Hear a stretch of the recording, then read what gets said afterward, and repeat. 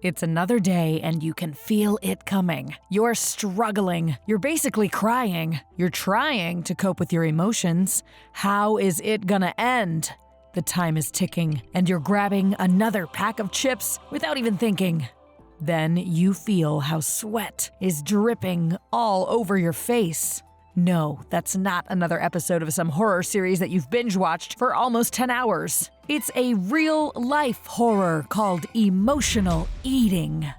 Have you ever felt that whenever you're stressed or angry, you automatically reach for a treat without even thinking? How does it feel at that moment and afterward?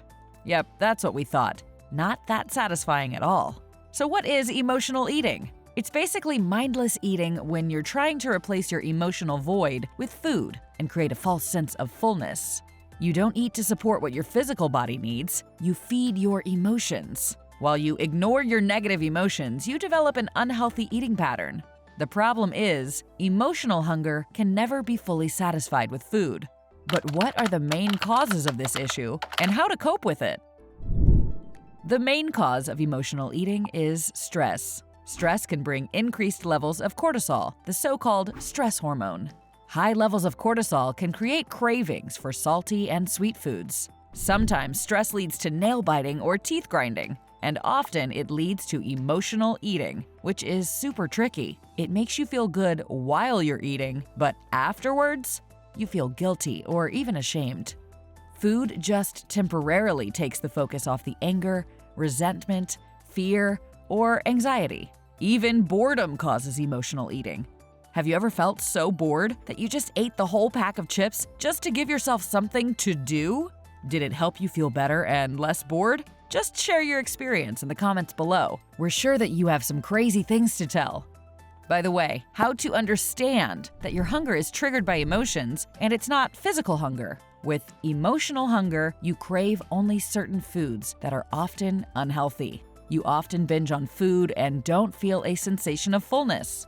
The emotional hunger comes suddenly or abruptly, while physical hunger comes on gradually. You make healthier food choices, and after eating, you feel full. It may seem that emotional eating can't be treated, but there are definitely some ways to cope with it. The first step is to always make sure that you aren't skipping meals. Try to organize your eating schedule and stick to it no matter what. Make sure you're eating healthy foods full of nutrients and drinking plenty of water. Healthy nutrition can help get you through hard times, leaving your trips to the fridge behind. Second step, acknowledge what you are feeling. Noticing your feelings is more effective than feeding them. Pay attention when you have the trigger to eat when you aren't actually hungry. Anything from stress to financial worries, health issues to relationship struggles may be the root cause of your emotional eating. Take a few moments to pause and notice what emotion is coming up for you, and name the feeling. Do you feel bored, lonely, or anxious? When you are able to name your feelings, you'll be able to work through them. Just a simple tip: keep a food diary and write down what you eat, how much you eat, when you eat, how you feel when you eat, and how hungry you are. Over time, you might see patterns that reveal the connection between mood and food. Third step, remove all distractions. You may find yourself eating in front of the TV, computer, or while scrolling your phone. Avoid eating directly from the package and focus on the smell, taste, and texture of the foods. By focusing on your food and the bites you take, you may discover that you're eating emotionally.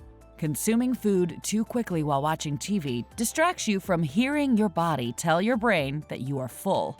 If the mind is preoccupied while eating, the brain may not receive signals that regulate food intake. It might be helpful to focus on chewing 10 to 30 times before swallowing the bite. So, doing such simple things gives your mind time to catch up to your stomach.